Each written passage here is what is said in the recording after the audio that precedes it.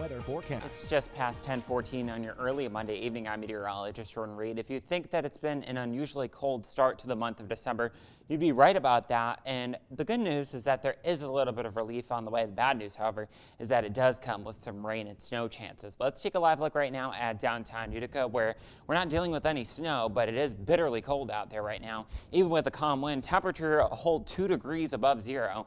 However, there's not much of a feels like factor because of that. The dew point is on the opposite side of that, -2.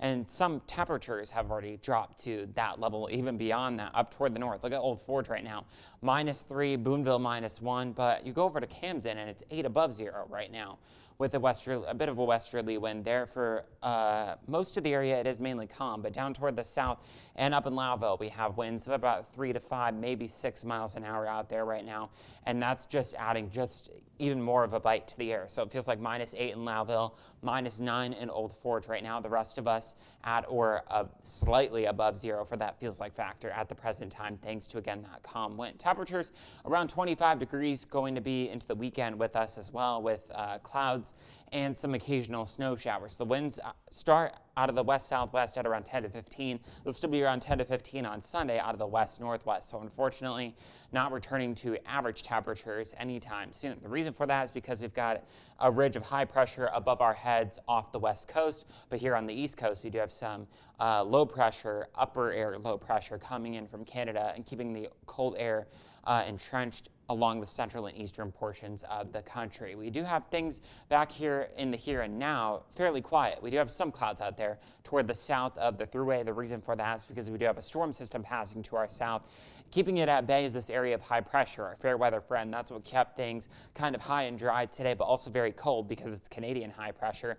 Back toward the west, we do have an area of low pressure through Minnesota and a warm front attached to it. That's what will move our way during the day tomorrow. And then we've got another stronger system heading our way for Wednesday. For that reason, the areas from the thruway up toward the north under a winter storm watch already through the day on Wednesday for as much as 6 to maybe 12 inches of snow in some locations. There could be a couple of areas, especially along the Tug Hill Plateau to the east of Lake Ontario, that do exceed 12 inches, but I think that would be few and far between. Check back here. We'll certainly have updates for you tomorrow and on CNY homepage. Overnight tonight, however, on Futurecast, we will see a slight increase in clouds, but it won't stop the temperatures from dropping.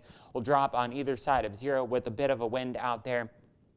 As we head through our Tuesday, winds out of the southeast at around 5 to 10, and then eventually they'll shift to the southwest as that warm front moves through, trigger some clouds and even some snow showers. I don't expect much accumulation tomorrow, maybe a coating to maybe an inch in some locations. Temperatures tomorrow from the valley on toward the south will be into the mid and upper 20s, feeling like the teens, however, with partly to mostly cloudy skies, a few snow showers out there. Sunset tomorrow is at 4:30, but by the time we get toward the winter solstice, it gets to around 4:33. We're still losing daylight, however, especially in the morning, about 6 minutes of it. But what we're not losing anytime soon are those rain and snow shower chances and that cold. Dorian, back to you.